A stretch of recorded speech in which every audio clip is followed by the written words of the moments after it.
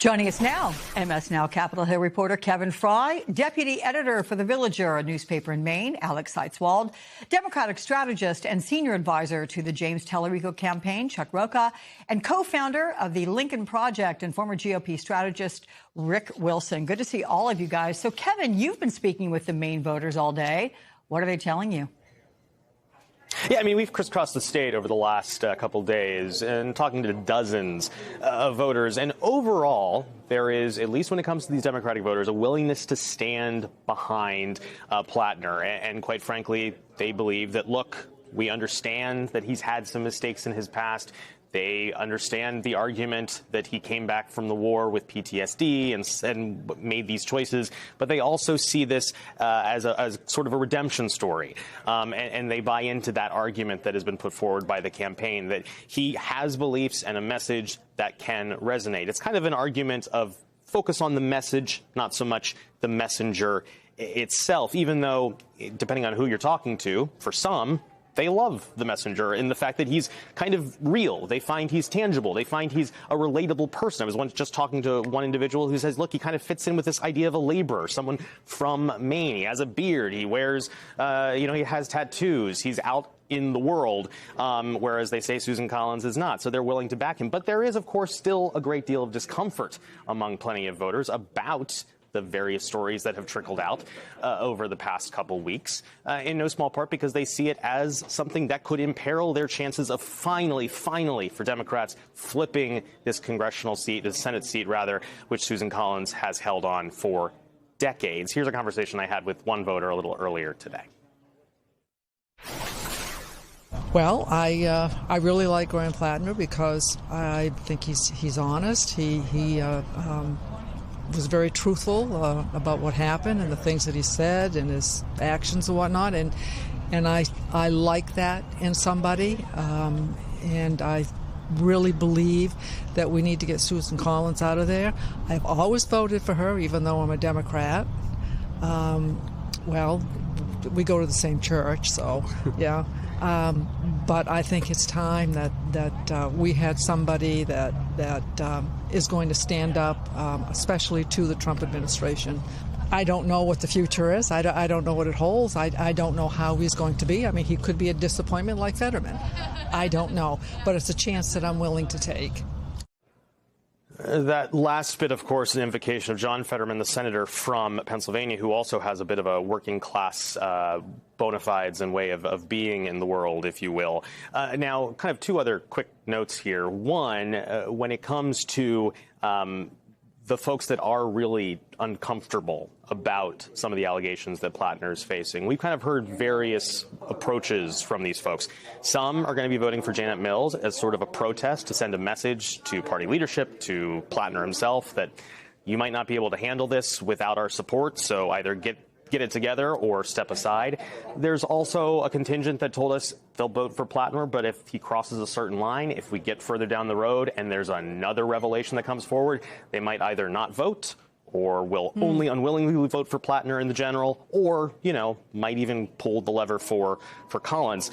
The one other quick note I'll say is on the other side, Collins supporters are eager to cast blame at Plattner and say he doesn't have the moral fiber to be in Washington. Of course, I just brought this up to a gentleman a few moments ago. I said, well, did you vote for Trump? And he said, yes. And I said, well, how do you square those two? And he insisted that all the stories about Trump are fake and false. Oh, okay. So, Alex, does that jive with what you've been hearing, not the fake and false stories about Donald Trump, but what you've been hearing from voters in Maine as someone who knows the state so well? Yeah, it absolutely does. And I think regardless of what happens tonight, we can't say that Maine voters didn't know about this. There was just a new poll out that showed more than 90% of Democratic primary voters had heard about these headlines about Graham Plattner, and around the same amount of general election voters.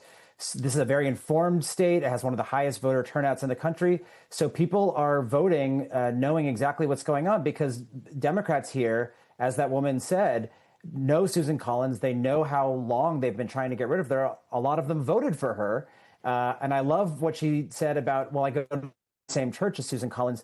that is so Maine. It's a small state. Personal connections really matter. And I think one of the ways that Plattner has been able to survive as long as he has and do as well as he has is by holding those 80 town halls across the state and making kind of a personal connection with people. So that will be really important for him through November. But there's also the kind of silent Susan phenomenon that people talk about. That woman is a great example. She said she voted for Susan Collins, even though she's a Democrat. She won by 9 percentage points in 2020. She won by much bigger margins in 2014, 2008. Collins is a powerhouse who should not be underestimated. So a lot of Maine Democrats, before Janet Mills or Graham Plattner got into this election, they kind of went in with the default assumption, oh gosh, here we go, we're going to lose again to Susan Collins. And so I think that made them a lot more comfortable to take a risk on someone like Graham Plattner because they feel like they've already tried the more conventional type of candidates and it hasn't worked. Alex, you've actually said that nobody is beating Susan Collins in November. Is she that much of a powerhouse via this silent Susan contingent you just referenced? Yeah, I'm saying nobody is beating her by a wide margin because what I'm seeing is a lot of other Democrats saying that some milquetoast generic Democrat would be crushing her, and I just don't think that's true. She is really strong, endearing support. She's brought an enormous amount of money to the state. She's the chair of the Appropriations Committee. Every town practically in Maine could point to a project that she's funded. She's been around so long. She's made those personal connections with people. And in the end, maybe it won't take a huge number. Maybe some voters decide, well, I'm on the fence, but better to stick with the devil I know than to take a risk on this new guy. So, Chuck, I want to play what Bernie Sanders had to say about Graham Plattner yesterday in D.C. Here it is. I don't know what is true or not true. He denies it. She says something else. But what I do know is that there are people in the United States Senate right now who are not saints. I can tell you that. There are people who have voted for tax breaks for billionaires and threw 15 million people off of the health care that they have, which result in tens of thousands of Americans dying. Chuck, is that an argument that resonates with voters? And is that a preview of what we might see in November? I think it's a piece of one. Bernie tapped in, and I worked for Bernie Sanders in 2016 and in 2020.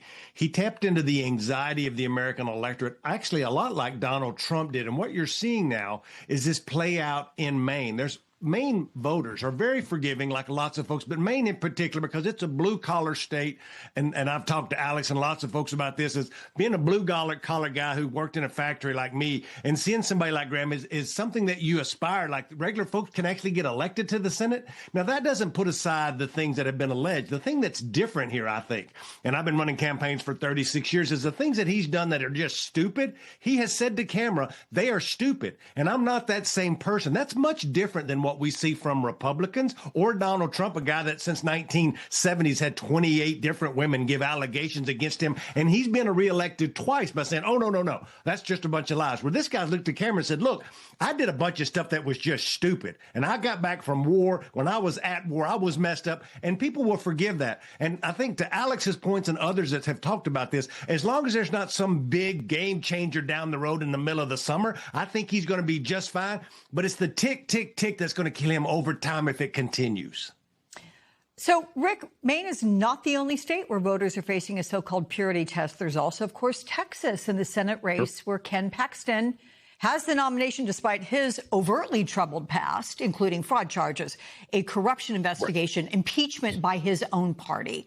His former impeachment attorney was on MS Now earlier with Ana Cabrera today, talking about why he's endorsing the Democrat, James Tallarico. Take a listen. I really wasn't familiar with Tallarico when I held fundraisers for Ken and I made the maximum contribution. Since then, I have seen James Tallarico. I have heard him speak. I have met him, and I believe he's focusing on the things that Texans are concerned about. We are number one in school shootings. We are number one in uninsured motorists. We are at the very bottom in education. We are at the very bottom in healthcare. And I haven't seen Ken Paxton mention any of those things in his run-up in this election. Give me a sense of how you see the difference between what's happening in Maine with Graham Plattner and what's happening in Texas with Ken Paxton. Well, Ken Paxton is a criminal. For what? He is a criminal. He is a guy who managed to bribe his way out of an impeachment.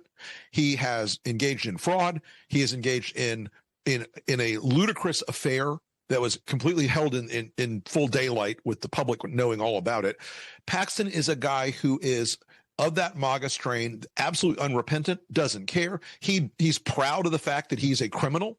He's proud of the fact that he's committed fraud. He's ripped people off. He's proud of the fact that he had his sugar daddies buy his way out of an impeachment in the Texas Senate. And all of it adds up to a guy who's running in the mold of Donald Trump. There's no self-awareness in Ken Paxton. There's no moral center in Ken Paxton. He's just going to do what he's going to do. And you can expect more of the same criminality if Ken Paxton goes to Washington. The difference with Plattner, as Chuck said, is that Plattner has owned up to mistakes he made as a younger guy. And I think the big difference between both Plattner and Tallarico is they're never going to cast a vote for one of Donald Trump's Supreme Court appointments. They're never going to be a 99 or a 97% vote for Donald Trump in the Senate, as Susan Collins is and as Ken Paxton would be. And so I think that the stakes that are so high in the country right now, as Paxton's former attorney just outlined, they're making people really consider, do I want to make the best the enemy of the good? And at this point, Plattner and Tallarico, both of whom are actually strong natural candidates, are out there running in the real world as opposed to the social media fantasy world that both Paxton and Collins are going to try to create around them.